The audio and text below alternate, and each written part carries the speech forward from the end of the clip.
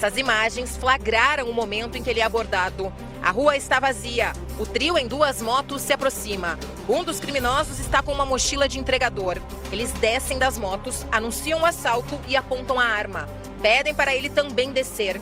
Momento em que os ladrões levam todos os documentos e pertences do Márcio.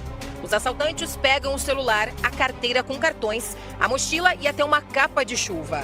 Em seguida, sobem nas motos e fogem dali.